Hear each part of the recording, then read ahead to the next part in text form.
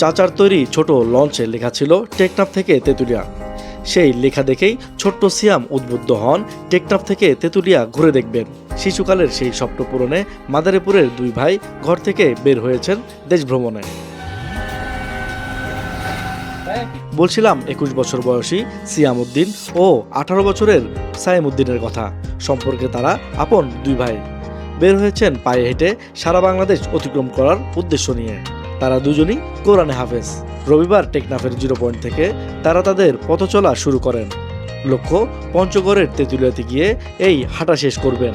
তবে এই দেশ ভ্রমণের মহৎ এক উদ্দেশ্যও রয়েছে।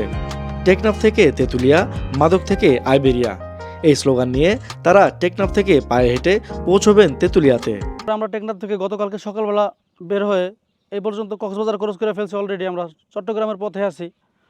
তো আমরা ইনশাল্লাহ পায়ে হেঁটে টেকনাফ থেকে তেঁতুলিয়া পর্যন্ত যাত্রা করব। টেকনাফ থেকে তেঁতুলিয়া, মাদক থেকে আইবেরিয়া, এই স্লোগানে আমাদের যাত্রা বলতে গেলে আর কি।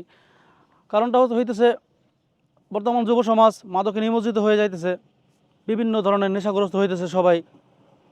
তো আমরা যদি কোনো একটা কাজে বিজি থাকি তাহলে আমরা খারাপ কোনো কাজ আমাদের দ্বারা হয় না, এটা স্বভাবতই আর কি। তো ওই ক্ষেত্রে আমাদের এই ব্যতিক্রম যাত্রা, ব্যতিক্রমী উদ্যোগ। সিয়াম ও সায়েম মাদারীপুরের কালকিনি উপজেলার বাঁশগাড়ি ইউনিয়নের আউলিয়ারচর গ্রামের শিক্ষক মাহমুদুল আলমের ছেলে। বড় ভাই সিয়াম জানান বর্তমানে তিনি একটি ফাজিল মাদ্রাসার 2য় বর্ষের এবং তার ছোট ভাই সায়েম সম্প্রতি হিফজ সম্পন্ন করেছেন। তারা পবিত্র কোরআনে ভ্রমণ সম্পর্কে বর্ণিত একটি আয়াতের শিক্ষা থেকে ভ্রমণে বের হওয়ার সিদ্ধান্ত নেন। আমরা ছোটবেলা থেকে আমরা ভ্রমণ পিপাসু, আমাদের ফ্যামিলি, আমাদের পরিবার সবাই আমরা ভ্রমণ করতে ভালোবাসি। তো এই উদ্দেশ্য এই জিনিসটাকে কেন্দ্র করে আমরা একদিন আমরা ছোটোবেলা থেকে আমরা একটা স্বপ্ন ছিল যে বাংলাদেশে ঘুরে ঘুরে দেখবো আমরা, সেটা হোক পায়ে হেঁটে, হোক গাড়িতে, বা হোক যেভাবেই হোক।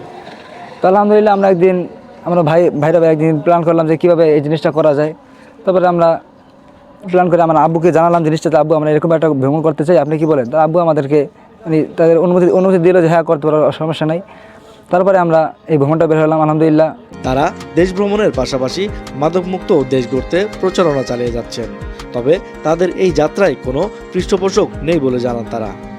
এখন পর্যন্ত আমাদের তেমন কোনো স্পন্সর অবশ্য নাই, কিন্তু আমাদের স্পন্সর দরকার আর কি। এত বিশাল একটা সফরে বুঝতেই পারতেছেন অনেক বিরাট ব্যয়বহুল খরচের একটা বিষয় আছে। তো এই ক্ষেত্রে যদি আমরা কোনো স্পন্সর পাই তাহলে আমাদের জন্য সামাজিক বা আর্থিক বা প্রশাসনিক উভয় ক্ষেত্রে অনেক একটা হেল্পফুল হবে আর কি। এর আগে 2025 সালে তারা দুই ভাই একসাথে পায়ে হেঁটে 64টি জেলা ভ্রমণ করেছেন।